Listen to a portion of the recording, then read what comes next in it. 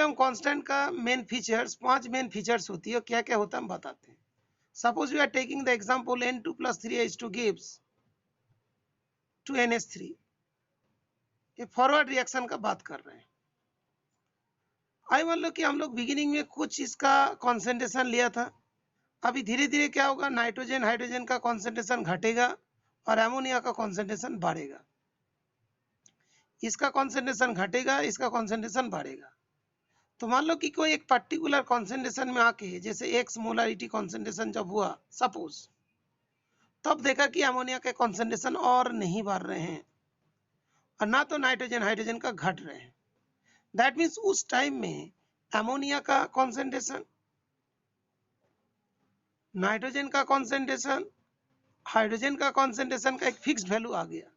मान लो x molarity हो गया, ए वाई मोलारिटी हो गया, ए जेड मोलारिटी हो गया, लाइक दैट फिक्स्ड वैल्यू आ गया। तो इस कॉन्सेंट्रेशन में और कोई चेंज दिखाई नहीं दे रहे हैं। तो दैट मीन्स इस पर्टिकुलर कॉन्सेंट्रेशन में हम लोग इक्विलिब्रियम कांस्टेंट निकाल सकते हैं। बिकॉज उस टाइम में क्या होगा, rate of forward reaction equals to rate of reverse reaction हो जाएंगे। और उसके लिए हम लोग क्या करेंगे, इक्विलिब्रियम कांस्टेंट जो निकालेंगे वो जो NH3 whole to the power 2, nitrogen whole to the power 1, hydrogen whole to the power 3, तो NH3 की जगह पे क्या होगा x, नाइट्रोजन की जगह y और H2 की जगह z। तो that means equilibrium constant is applicable for a particular concentration of the reactant and product. Is it clear, Shruti, Rishi?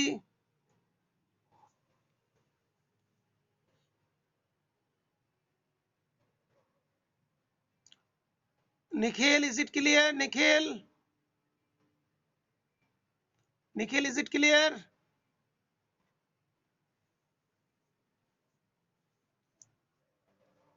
अच्छा 50% क्लियर। अच्छा ठीक है, और एक बार पढ़ोगे, धीरे धीरे क्लियर होते जाएगा।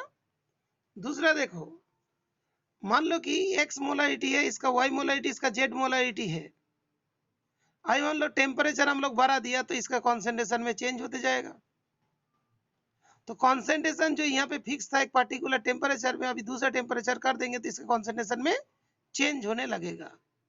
दैट मीन्स इक्विलिब्रियम कांस्टेंट के वैल्यूज एक पर्टिकुलर टेम्परेचर के लिए एप्लीकेबल होती है।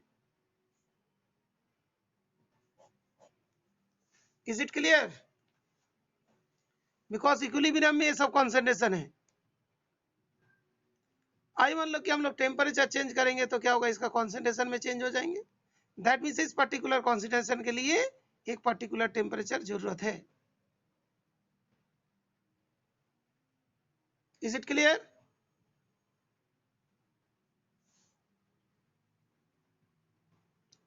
नंबर 3 में जो हम लोग के पॉइंट्स दिया था,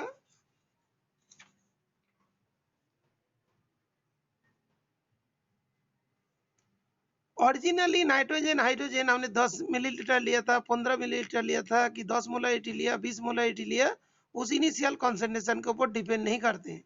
वो किसके ऊपर डिपेंड करते हैं, इसी चीज के ऊपर डिपेंड करता है। तो इसमें जब भी मान लो इक्विलिब्रियम अचीव होगा तब यही कॉन्सेंट्रेशन आएगा। कितना भी ज्यादा लो कम लो उससे कोई फर्क नहीं पड़ेगा। तो इक्विलिब्रियम कांस्टेंट का जब हम लोग फॉर्मूला लिखते हैं तो यहाँ पे जो कॉन्सेंट्रेशन होता है कौन सा होता है, इक्विलिब्रियम कॉन्सेंट्रेशन होता है। और ये सारे कॉन्सेंट्रेशन इनिशियल कॉन्सेंट्रेशन के ऊपर इंडिपेंडेंट होता है। इज इट क्लियर बेटा?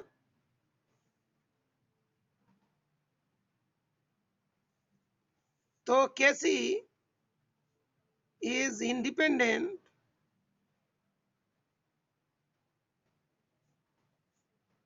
of initial concentration. नंबर 4, आई मान लो कि N2 + 3H2 2NH3, इसका वैल्यूज है इक्विलिब्रियम कांस्टेंट Kc। मान लो कि 2NH3 gives N2 + 3H2, इसका मान लो Kc डैश है। That means Kc dash equals to क्या होगा, 1/Kc होगा। इसको रिवर्स करोगे तो रेसिप्रोकल हो जाएगा। Is it clear?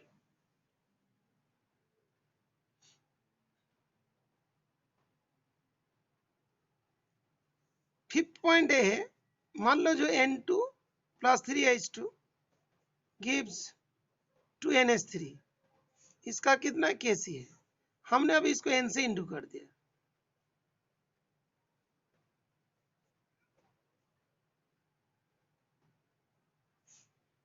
KC dash का वैल्यूज क्या हो जाएगा, KC whole to the power N हो जाएगा।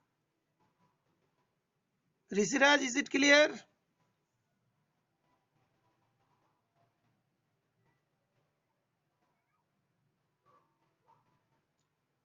तो 5 इसका फीचर्स के बारे में है, तो 5 फीचर्स ध्यान रखिएगा।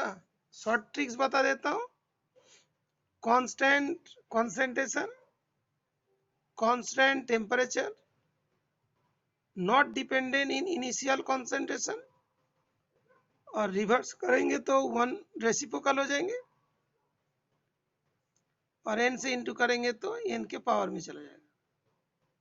ठीक है, ओके, ये वाला हुआ।